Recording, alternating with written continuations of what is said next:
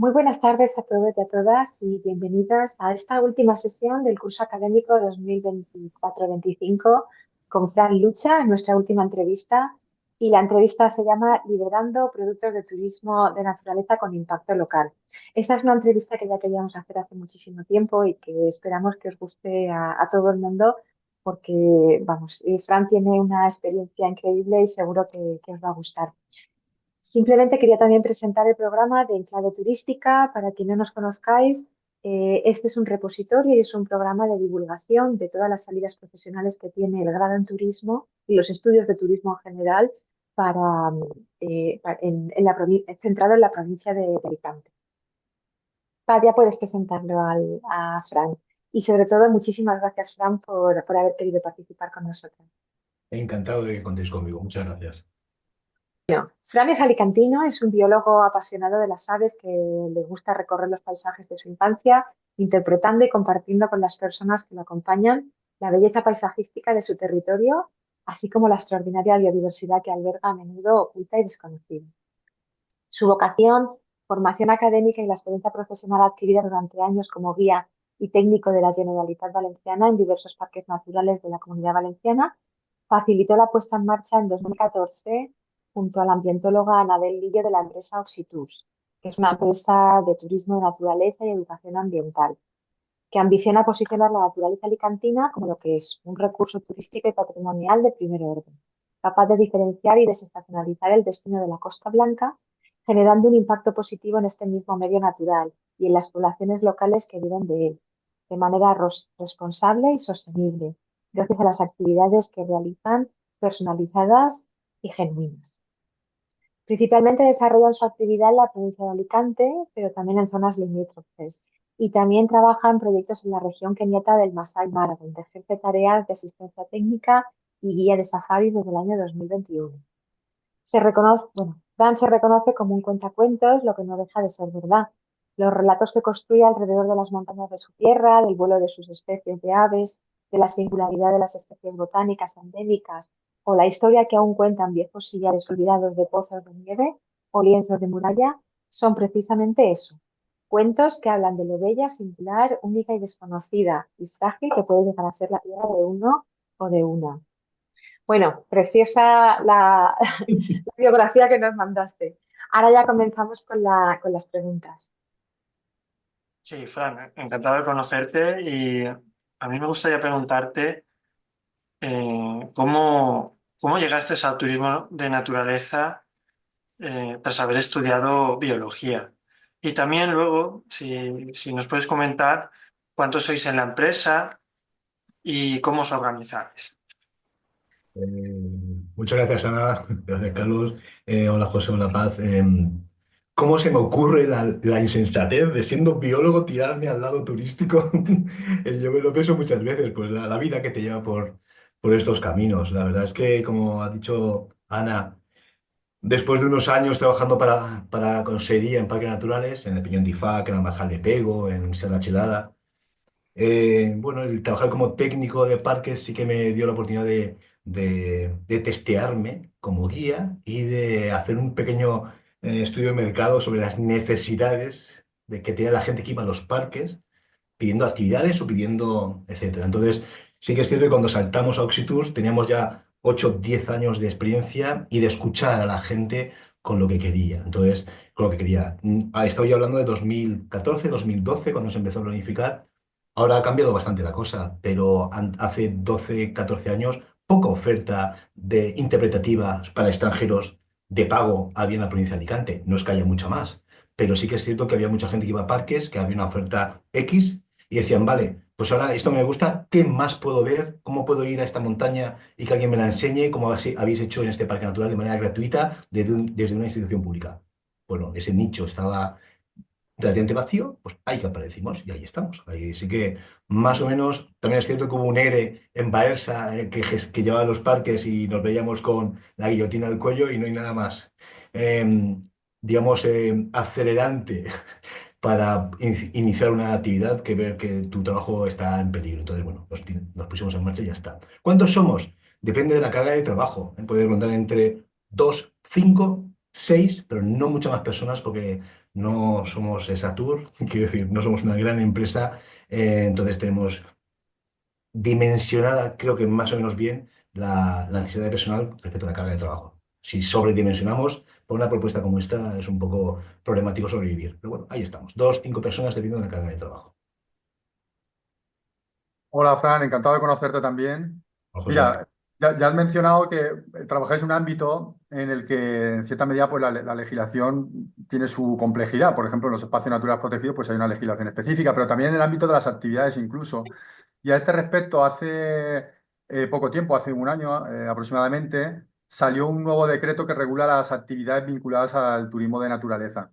Entonces, a este respecto te quería hacer dos preguntas. Una, si este nuevo decreto os ha hecho cambiar algo o os ha obligado a adaptaros a alguna disposición de ese decreto. Y por otra parte, respecto a ese decreto, pues si nuestros alumnos de turismo, cuando se gradúen, pues si, en fin, si tienen que saber algo o si tienen que tenerlo en cuenta a la hora de desarrollar su actividad profesional, si deciden ir por el camino del turismo de naturaleza. hay que ir pegado a la norma siempre. A veces es más lógico, a veces menos, pero la norma está para ir pegado a ella. A veces no es fácil. Entonces, lo que ha hecho este decreto relativamente reciente ha sido profesionalizar el sector. Ojo, hablamos de turismo activo. Está dentro, turismo activo, ecoturismo. Y ahí estamos dentro. Empresas que hacen escalada, barranquismo o cualquier tipo de actividad deportiva, no sé, kayak o paddle. Y también está nosotros, por ejemplo, que principalmente hacemos senderismo interpretativo, que no tienen mucho que ver más allá de que se realiza en el medio natural, pero hasta ahí. Sin embargo, nos afecta, como dices, el decreto. Entonces, nada, pues se profesionaliza el sector, que siempre es genial, porque pasamos de cierta ambigüedad a tener las cosas mucho más claras, a efectos de titulación y a efectos de conocimientos. Es cierto que nosotros hemos tenido siempre un perfil de nuestros trabajadores, han sido siempre biólogos, ambientólogos, y después ya veremos. Pero debido al tipo de público al que nos dirigimos, es muy importante tener una base del medio natural eh, relativamente amplia, ¿vale? Para poder responder preguntas o para poder. Entonces, a partir de ahí, todo lo demás. En mi caso, antes de ponernos en marcha, tuvimos que, digamos, mejorar nuestros idiomas. Yo me habilité como guía de montaña. Con el tiempo me habilité como guía turístico oficial de la Comunidad Valenciana. Pero ahora, después del decreto, se busca un perfil deportivo para empresas de turismo activo. Es decir, para llevar grupos por la montaña, hablando de pozos de nieve, de tejos o de águilas perdiceras, el guía tiene que tener la capacitación profesional para poder llevar a los clientes en condiciones de seguridad. Y eso te deriva, bueno, a complementar tus estudios como guía de montaña, ya sea a través de la federación, a través de escuelas privadas, a través de títulos de FP que te habilitan para ello, pero ya tienes que tener una capacitación profesional. No estoy hablando ya de seguros y cosas de estas, que por supuesto los ERC, el accidente, mira, el seguro de accidentes para empresas como la nuestra, antes era ambiguo, no se exigía y ahora sí, el ERC y accidentes. Conocimientos de primeros auxilios, más o menos se deja claro qué tipo de conocimientos tienes que tener. Pero insisto, en mi opinión, se ha pensado bastante en todo el sector, pero también en grupos de eso, de rafting, o sea, cualquier tipo de actividad activa, pues es un perfil más deportivo que el nuestro, que es interpretativo, que es un perfil más ambiental. Hablar de orquídeas, hablar de aves protegidas o hablar de pozos de nieve, insisto, en principio no hace falta tener ese perfil deportivo, que luego hay técnicos deportivos que a mí personalmente me enseñan, ¿sabes? Que llevan mucho tiempo en la montaña. Pero a efectos de, como dices, José, de desarrollar la actividad, sí que se ha profesionalizado hacia ese lado deportivo. Con lo cual, las personas que nos puedan estar escuchando y estén interesadas tienen que saber, se tienen que formar porque me imagino desde fuera, la persona que acaba con la titulación de turismo, a efectos de venta, a efectos de conocimientos del sector, a efectos de marketplaces, a efectos de muchas cosas, ya está formada, pero para hacer lo que nosotros hacemos, te hace falta formarte claro, o sea, documentarte, como lo quieras llamar, a efectos de medio natural, de botánica, depende de lo que quieras hacer. Al final, interpretación del patrimonio es recorrer zonas contando lo que tienes alrededor, teniendo en cuenta el perfil del grupo que estás guiando. de su motivación, de sus intereses y adaptar tus contenidos a lo que ellos desean, a lo que ellos piden, a lo que lo que has acordado con ellos. Entonces, pero bueno, insisto, relacionado con el decreto, lo ha profesionalizado el sector, con lo cual es siempre bienvenido. Como expertos en turismo que sois vosotros y vosotras, intrusismo, malas praxis, es una pasada lo que hay en el mercado, con lo cual, cuanto más claro esté todo, muchísimo mejor. Bueno, Ujú. Bueno, a mí me ha gustado mucho que te has definido como un cuentacuentos. Entonces, ¿qué habilidades son necesarias para interpretar la naturaleza? No hace mucho, bueno, hace ya un tiempo, en una reunión del palo turístico, escuché una frase que era algo así como: a la hora de guiar, no es tan importante lo que cuentas, sino cómo lo cuentas. O es más importante cómo lo cuentas. No estoy de acuerdo, al menos es tan importante. Desde luego, un cuentacuentos, es que soy papi de dos. Entonces, yo he contado, como imagino que vosotros y vosotras, millones de cuentos por las noches y al final se trata de compartir lo que tienes alrededor, lo que crees que es interesante, lo que crees que es importante y singular, pues de una manera, no sé, seductora. Voy a decir seductora, ¿no? Seducir con la comunicación. Entonces, ¿qué habilidades son necesarias? Yo haría un curso de teatro, nada más, no sé, no metería teatro en el currículum del grado, que no es broma. El modular la voz, primero tener la base, el conocimiento, ¿vale? Luego saber lo que puede ser interesante dependiendo del tipo de grupo que tienes delante. Y luego tenerla, si te gusta, tienes pasión, que hablar de pasión está un poco, ¿no? El término pasión en el trabajo, todo el mundo lo utiliza, y no deja de ser cierto. Si lo que te, si te gusta es más fácil compartirlo, entonces eso pues, como si fuera un cuento, ¿eh? Con personajes, con personajes más malvados, con personajes bondadosos. Al final se trata de narrar. Tú tienes un relato en la cabeza sobre el lugar que estás visitando y no dejas de contar un cuento al final en intentar generar, vincular, conectar en las personas que te están escuchando con el lugar que están recorriendo y nada mejor que a través del patrimonio ambiental. Entonces sí, cuentacuentos me gusta porque en el fondo lo soy, en el fondo lo soy. Nada, está claro que hay que tener unas destrezas y unas habilidades, unas técnicas, ¿no? Esas técnicas interpretativas y que vosotros los guías conocéis de sobra. Bueno, ofrecéis distintos tipos de actividades, ¿no? Un poco que nos cuentes y sobre todo nos interesa, pues, cómo las preparáis, cómo las diseñáis, cuánto tiempo llevan, ¿no? Esa preparación, en qué aspectos o elementos, ¿no? Os detenéis más o les prestáis más atención antes de colgarlas en la web y ofertarlas al mercado. Paz, si entráis en la web de Oxitours, casi todo lo que hay está dirigido a un cliente extranjero particular. Al final, esa es la idea inicial de Oxitours y ahí sigue, pero después con el tiempo diversificas lo que haces, al final acabas trabajando para operadores, haciendo pre-strip para la Diputación, yo qué sé, mil cosas. Pero de cara a lo que hay en la web, al cliente final, tenéis que tener en cuenta que las ideas de Oxitours son muy, muy tailor-made, muy a medida.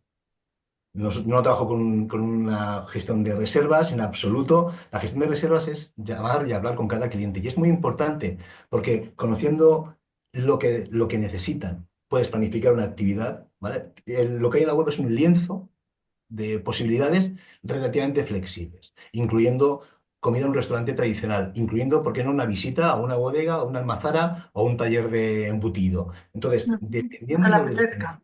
claro, lo que apetezca, porque realmente es así. Hay cosas cerradas, pero hay cosas que son muy flexibles. Y también tenemos en cuenta la condición física, ¿no? Y vamos, absoluta, pero desde siempre ha sido lo más importante. Porque tú ves, la gente no conoce, los clientes no conocen el lugar físico que vamos a recorrer. Entonces, sí, sí, yo soy muy senderista, ando mucho, pero luego resulta que "Uy, hace 6 meses me operaron de la rodilla, o tengo el tobillo tocado, o viene mi hijo de 12 años que no sé". Entonces, se habla con el cliente, se dimensiona correctamente la actividad y es lo que se ofrece. Se llega a un acuerdo, o sea, se concreta y es lo que se ofrece. Entonces, dependiendo de la carga de trabajo, dependiendo del tipo de cliente, si es un operador y nos toca diseñar 7 días caminando por la provincia de Alicante, que se hace con operadores suecos e ingleses en este momento. Entonces ya no es un cliente particular, ya son otras necesidades, autobús que recogen el hotel, que vas a una zona, te recogen la otra, etcétera, etcétera. Entonces se planifica del tipo de producto que nos demandan. Entonces, cuánto es... Pero eso sí, una cosa buena de ser tan pequeñitos, pero humildes, es que tenemos la capacidad de proponer cosas instantáneamente casi. Es decir, basta que estemos, no os pasa a vosotros y a vosotras en el departamento cuando estéis de una manera distendida con una cerveza hablando y de pronto sale una chispa y dice, oye, ¿por qué no hacemos esto, lo otro, no sé qué, no sé cuánto? Dependiendo de la entidad, es algo más lento o más rápido ponerlo en marcha, pero en nuestro caso es instantáneo. Se habla, se apunta, se desarrolla mínimamente y tenemos la capacidad de al día siguiente colocarlo en la web si nos, o sea, que somos chiquitillos, entonces somos bastante independientes y no hace falta...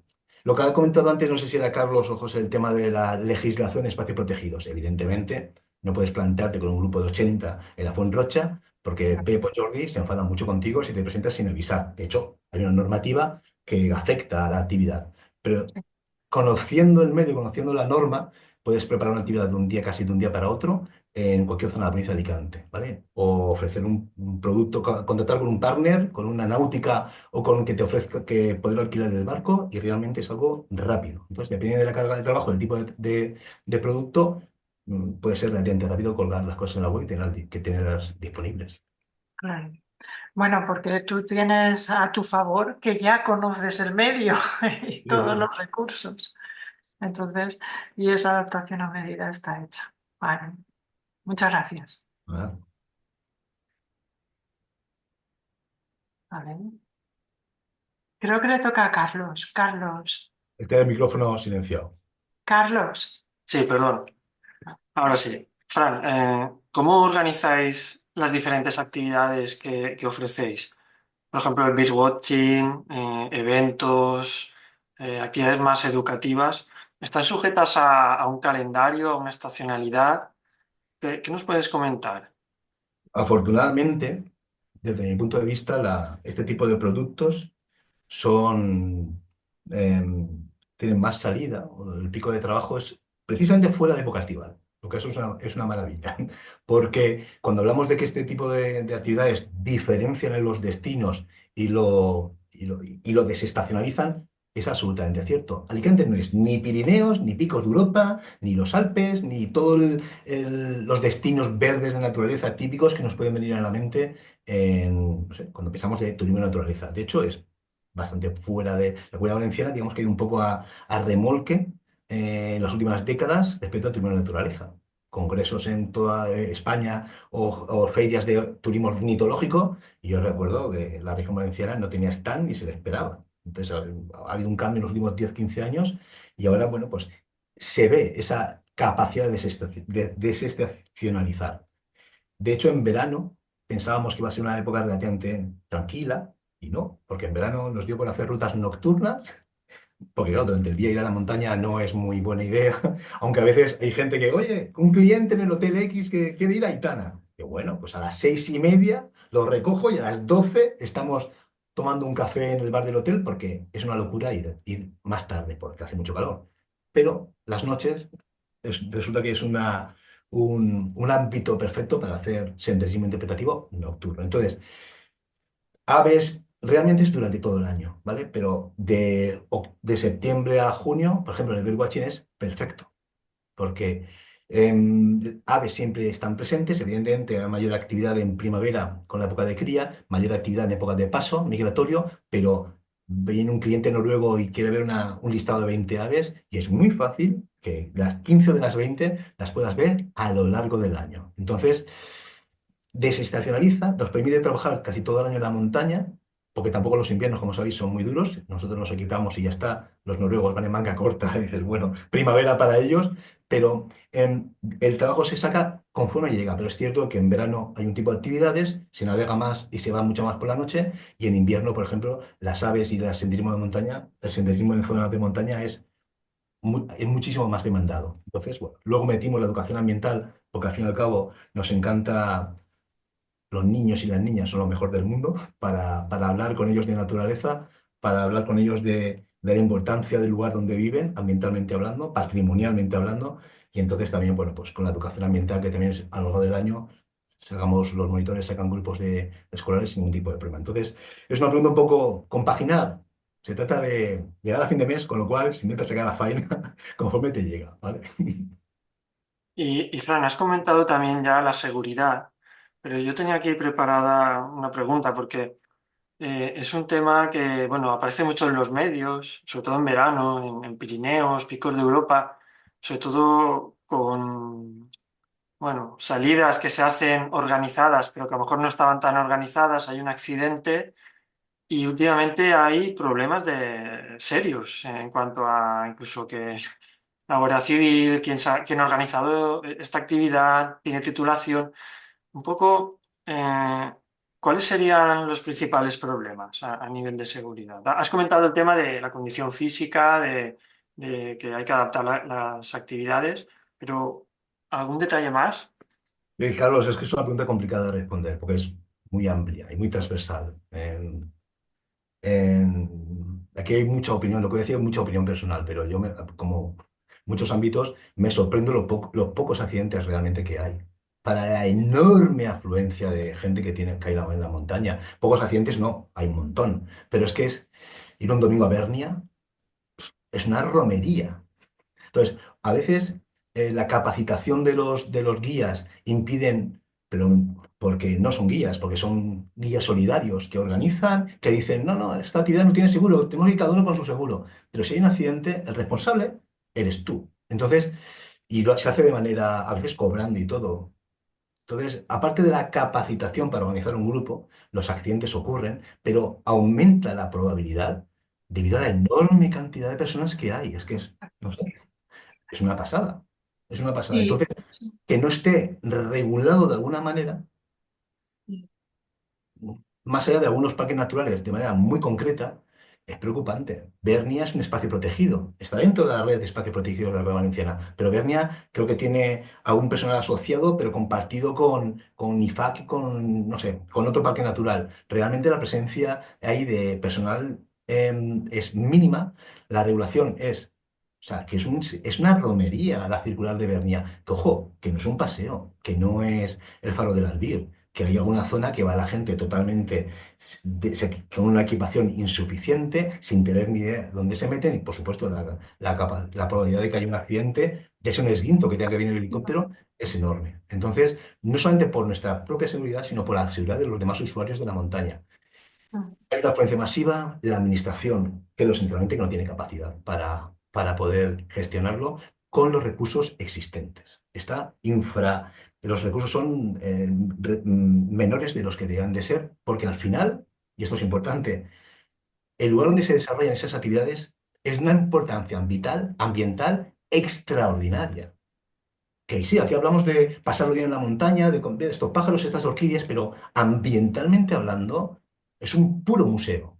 Es un museo y seguro que en el MARC no dejarían que entrara, o sea, no lo sé, igual vosotros sí, si tiene ¿no? Un número máximo de visitantes al día o franjas horarias, imagino que sí, pero en el medio natural no. Y es patrimonialmente, no voy a decir yo que va a ser más importante Bernia que el MARC, no se me ocurriría, pero patrimonialmente es un museo gigante, pero prácticamente sin control. Entonces, a efectos de seguridad, la formación de los profesionales es, vamos, absolutamente necesaria, pero el contexto el marco donde se realiza la actividad muchas veces está bueno, sin tutelar o sin monitorizar, ¿no? Hay sitios que sí que está regulado, pero hay otros que en absoluto. a las empresas tenéis que hacer un plan de riesgos en Claro. relación. Exactamente, y tenemos que presentar en este decreto, tenemos que presentar las actividades que tenemos colgadas en la web, que publicitamos con una ficha con que está, vamos, con las vías de escape, todos los sistemas que hay ¿no? Cómo lo tienes preparado en caso de que haya algún accidente, etcétera, ¿vale? Nosotros afortunadamente en un montón de tiempo, no lo voy a decir porque basta que lo diga para que ocurra algo, pero afortunadamente no tenemos, también nuestra actividad es senderista, no vamos a sitios súper complicados y menos con gente que no sea capaz de hacerlo, pero la enorme cantidad de usuarios que hay en las montañas, por ejemplo, la provincia de Alicante, el Peñón de Ifac. El Peñón de Ifac es la montaña más peligrosa de todo el arco mediterráneo español, diría yo. Son 330 metros. Yo he trabajado allí como técnico muchos años. He visto rescates de todos los colores, de todas las formas posibles. Bueno, vamos, me comería el tiempo. Entonces, yo personalmente, como guía profesional, nunca jamás he ido con clientes al Peñón de IFAC. ¿Por qué? ¿Es imposible? En absoluto. Pero hay tanta, tanta, tanta gente sin preparar haciendo ese camino que la posibilidad de que haya un problema es enorme. Así que cambio de sitio. Pero en relación con todo esto último que estás hablando, ¿puede ser que el desarrollo de las nuevas tecnologías tenga alguna incidencia? Me explico. El hecho de que, bueno, pues se haya generalizado el uso de GPS en los móviles, Wikiloc y este tipo de plataformas, puede ser que haga que muchos turistas se crean con, bueno, pues con más autonomía o tengan una sensación de más seguridad. No sé si eso es así y si de alguna manera os afecta a vosotros, en el sentido de que algunas empresas de turismo activo puedan perder clientela porque estos clientes en fin, pues organizan sus propias rutas con estos sistemas de nuevas tecnologías, o si esas nuevas tecnologías también son utilizadas por vosotros y os están dando, en fin, pues nuevas opciones y os da ciertas ventajas. No sé si nos puedes contar algo respecto a estas nuevas herramientas tecnológicas en cuanto a vuestro aprovechamiento y en cuanto al aprovechamiento de los turistas por su cuenta. Este tipo de herramientas lo que ha hecho ha sido democratizar el acceso a la información y, de hecho, los clientes nacionales no contratan este tipo de actividades, por lo menos a nosotros, que no son actividades de 10 euros ni 15 euros, que es un servicio de un guía pegado a 4 personas, los recoge, los lleva, les da de comer, etcétera. Eso se cobra. Entonces, habitualmente el cliente nacional no lo utiliza. No hace falta un guía para hacer una ruta en Bernia, otra vez a Bernia, no hace falta un guía. Uy.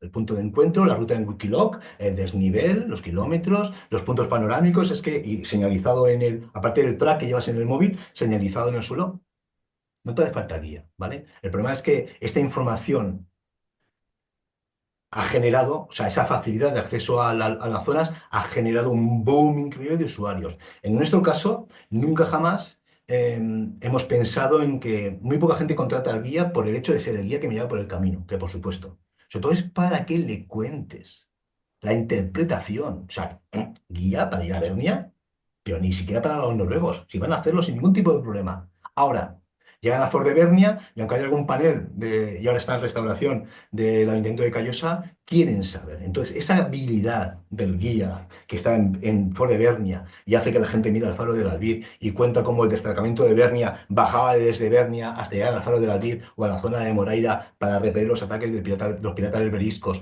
Eso es lo que ellos están pagando, ¿vale? Y que vayan pues por el camino viendo las fotos y de pronto que tú los pares y que veas 3 especies de orquídeas en una parcela pequeña. Eso es lo que ellos están pagando. Entonces, la tecnología es perfecta porque democratiza la información, facilita el acceso, se tendría que regular que ese acceso sea desmedido y no perjudique al medio natural, pero nosotros a efectos de como empresa, o sea, utilizamos la tecnología, por supuesto, para documentarnos, para planificar las actividades, pero luego la tecnología que realmente utilizamos es una tablet y un altavoz Bluetooth.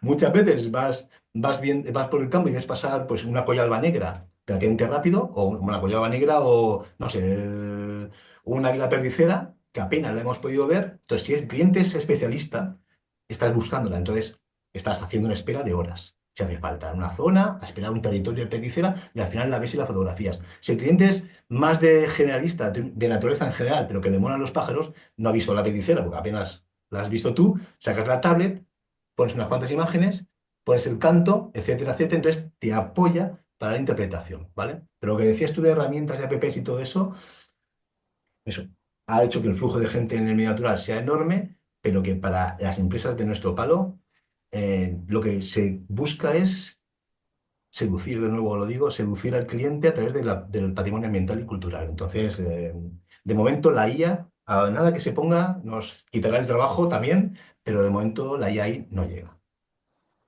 Espero que no. Yo ya no estoy seguro, yo no estoy seguro, queridos, yo no estoy seguro ya. Bueno, nos has dicho que vuestros servicios los contratan más personas que vienen del extranjero. Pero queríamos que nos comentases un poco cuál es el perfil del cliente que tenéis y que contrata vuestros servicios y también cómo contactáis con él, si ellos contactan directamente con vosotros o cómo es. Mira, el perfil, el mirlo blanco existen, pero son muy difíciles de conseguir, que luego son los mirlos grises los que nos dan de comer, ¿eh? Un mirlo blanco cae, pero es que están los negros, los grises y los blancos. Pues los mirlos blancos es un turista de las Islas Británicas, países escandinavos, Holanda, edad de 45 65 años, nivel cultural medio alto, nivel económico medio alto, ¿vale? Esos perfiles del norte de Europa culturalmente contratan un guía, porque les gusta que les acompañen, no preocuparse y que les cuenten sobre todo. Y culturalmente también les gusta el medio natural. En esos países hay una afición con la jardinería extraordinaria y hay una afición por las aves que raya, bueno, raya no, es una locura, no hay filtro. Yo soy pajarero, entonces no hay filtro, pero bueno, al final son pasiones. Somos 5 en el panel y seguro que cada uno y cada una tenemos nuestra pasión, que iguales son las bicicletas, igual es los conciertos de X grupo o es el tipo de comida X. Entonces, cuando son pasiones, es difícil moderarse. Para una vez que hago algo, pues lo disfruto a tope. Entonces, este tipo de clientes, de esas nacionalidades, de esas edades, de ese nivel cultural, habitualmente les gusta el medio natural. Les gusta el medio natural. Y lo de la jardinería y lo de las aves es una pasada. Entonces, que personas inglesas que son de la profesión X sepan casi tanto como tú de plantas por el tema del jardín, es una pasada. Y lo de las aves, insisto, lo de las aves está fuera de concurso. Hace unos años se creó la Asociación de Guías Birding de la Comunidad Valenciana, que somos 6 empresas, 5, 6, 7, por ahí andará. Y, o sea, es una asociación de guías Birding y reciben, gracias a esa, como hablabais de canales de venta, cómo contactamos. Muchas veces una empresa pequeña, por mucho con mucho que hagas de SEO, SEM, el posicionamiento es un poco complicado, a no ser que le metas pasta. Entonces hay un posicionamiento orgánico que poco a poco se va generando, que tú como empresita te vas haciendo nombre con publicaciones y con textos genuinos, etcétera, etcétera. Eso es del tema de los generadores de contenido, lo tienen muy claro, pero luego hay una forma de posicionarte que es a través de, pues a través de un marketplace que tiene mucha más músculo de difusión, puedes colocar ahí 3 o 4 actividades, a través de una asociación que aglutina, porque cuando haces ese tipo de búsqueda en la región valenciana, son donde te vas a ir, ese enlace, a través de ahí te pueden contactar, o buscando socios, partners de calidad, por ejemplo, hoteles que quieran conseguir clientes de manera diferenciada o desexternalizar el producto. Entonces, igual tú eres pequeñito, es difícil llegar a cierto nicho, pero a través de un hotel que tiene miles de seguidores y que sí que mete pasta en posicionamiento, a través de ellos, si metes un producto en su web, ya tienes mucha más visibilidad. Entonces, clientes espontáneos que nos contactan directamente, los hay, pero metes mucha pasta o no apareces en los lugares altos de los buscadores, ¿vale? Entonces, también otra forma es puerta fría, que sí que estamos hablando de la IA y de tecnologías, pero al final no hay nada como cogerte una mochila con algo de ropa y plantarte en Oslo, en Londres o en la feria que sea, con el paraguas de Costa Blanca o de Comunidad Valenciana o de Tour España y con el paraguas de la administración pública ir allí y vender tu producto. Entonces eso es un trabajo de pico y pala increíble que nunca cesa, ¿vale? Sí, sí. Pero el marketplace, yo creo que es aunque no somos muy de marketplace por el tipo de producto muy personalizado y muy tailor-made, al final, pues no sé, hay webs, textos de ecoturismo que venden actividades, eso sí que tienen bastante músculo, te cobran una tarifa, te cobran una comisión y ahí colocas tu producto y de pronto es mucho más visible que hacerlo tú por tus propios medios. Claro. Y, a ver, hacéis rutas tanto en la costa como en el interior, pero ¿cómo vuestra actividad puede contribuir a ese desarrollo local y, y sobre todo esos municipios del interior de la Costa Blanca que, pues, bueno, están perdiendo población? ¿Cuántas horas tenemos para contestar esto? Es, Pocos co- eh, minutos, ¿eh? es- Nos es queda muy que es, poquito. es co- es complicado de contestar, porque eh, opiniones personales también. Hay empresas que en la provincia de Alicante se dedican a poner en valor patrimonio, a desarrollar actividades, desarrollar equipamientos, señalizar rutas, etcétera, etcétera, etcétera. Pero en mi opinión, y es que Alicante tiene una, provincia de Alicante tiene una, o sea, despoblamiento de la provincia de Alicante o ostras, sí tenemos pueblos muy pequeñitos, Facheca, Famorca y por ahí, pero no tiene nada que ver con el interior de Castellón o el interior de Soria o de... Entonces, la playa la tenemos al lado y las conexiones por carretera son casi perfectas. Entonces, el problema existe, pero no es tan grave como en otras zonas.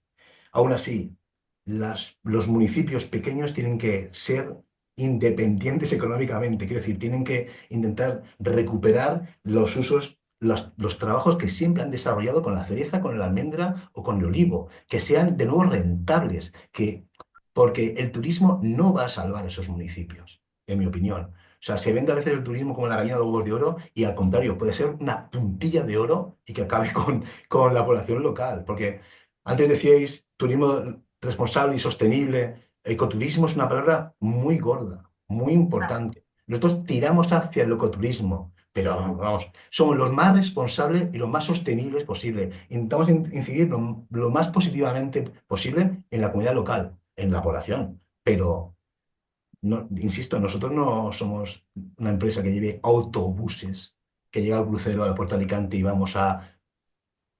No, no, no, no. Entonces, hay una incidencia directa en comprar los productos locales, pues siempre es una obsesión. El producto de todos los almuerzos es 100% alicantino, que hay un producto que no lo voy a descubrir a vosotros de enorme calidad, de ir a las bodegas, de ir Eres a el los... prescriptor perfecto. ¿El qué? ¿El qué? Eres el prescriptor perfecto del producto No, local. pero quiero decir, yo puedo ir, ya, se pega incendio en la Valdebo y yo me niego a quitar la Valdebo o el Valde Gallinera del catálogo del operador sueco, que llega la noticia del incendio hace unos años en Valdebo, 18.000 hectáreas, y dice, oye, esto lo quitarás, ¿no? Y tenemos otra zona. No, no, no, lo que faltaba. Lo que faltaba. Hay un incendio y se explica. Y ahora, cuando llegaron el primer grupo de suecos, después del incendio, había un verdor de regenerando, rebrotando todo, que era una pasada. Y ya está, y se explica, pero, joder, si encima nos movemos a otros sitios, le pegamos la puntilla a la gente de allí. Pues mira, los cafés, el almuerzo, la comida, lo que pueda caer durante gracias a estas actividades, bienvenido sea. En la provincia de Alicante, o sea, nosotros, el impacto es nada. Ponemos en valor, pero el impacto económico, o sea, son los agricultores los que tienen que tener rentabilidad, los ganaderos los que tienen que tener rentabilidad y volver los rebaños, que sería positivo para todos.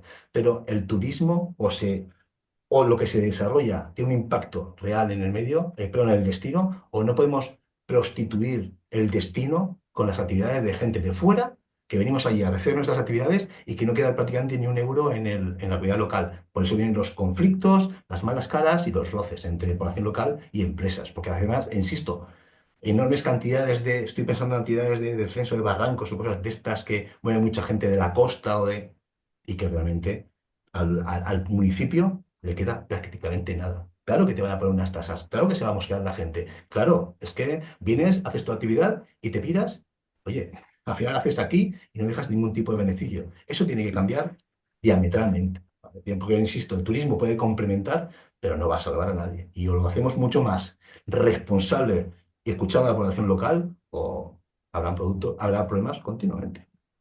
Y, Totalmente de acuerdo. Fran, ¿cómo valoras tú la situación del producto de turismo de naturaleza en la actualidad? Mm, Podríamos hablar a diferentes escalas en España, en la provincia de Alicante y también desde la pandemia, desde el COVID, parece que ha habido un repunte, ¿no?, en aficionados que salen al monte a hacer diferentes actividades. ¿Y qué cambios has notado tú que se han producido desde esa pandemia que nos afectó a todos? Mira, Carlos, ha habido un repunte, no, ha habido una avalancha masiva de gente haciendo actividades en medio natural. La pregunta es, ¿cuántas son de pago? ¿El 5%?